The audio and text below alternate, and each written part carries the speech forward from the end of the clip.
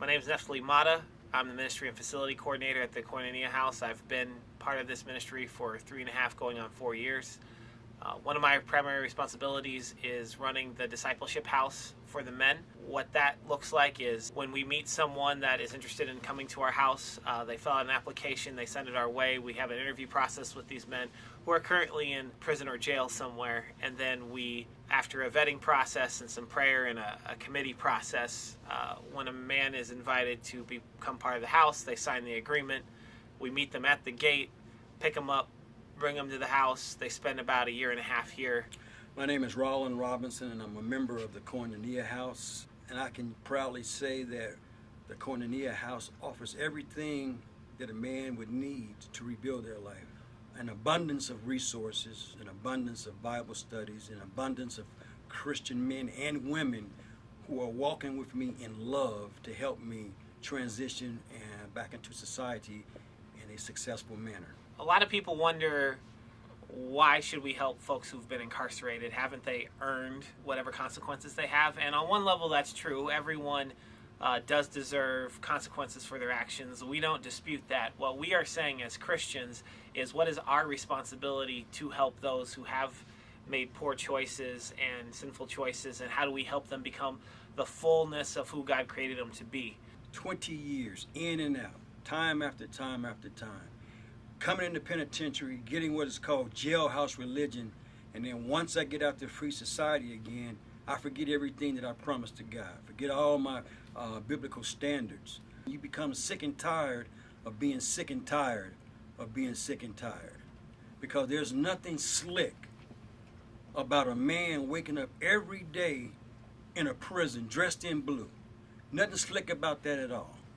Especially if you have a child or children, or an ailing mother or a grandmother or an uncle. Some of us have left family members who counted on us.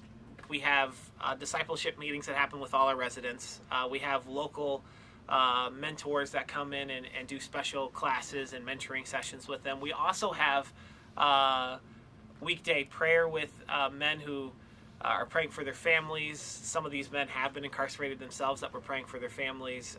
We have our ministry offices are in the basement, so we have counseling sessions, meeting with local ministry leaders, local leaders as a whole, and other folks who are just interested in knowing what this type of ministry looks like. We have even people that come from different parts of the country and just kind of look and see what we do and see if it's something they can take home in their local community.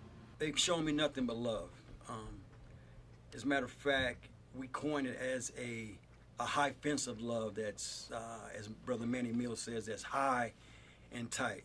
And that's what's needed, because there's so much distraction and there's so much of a gravitational pull back to sin for a man like me to return back to my old ways. We depend on the charitable contributions of individuals and churches. We don't take any government money.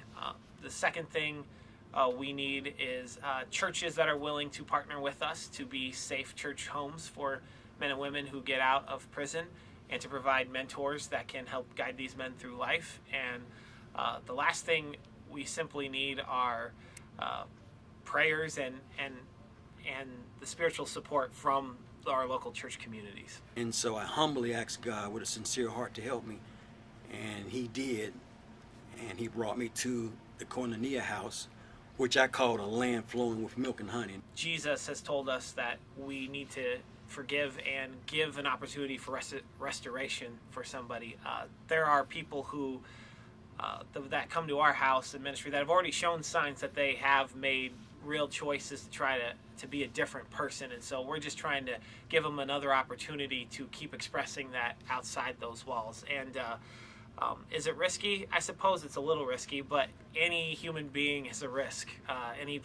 Anyone can disappoint you, anyone can make poor choices. That's not limited to those who have been incarcerated.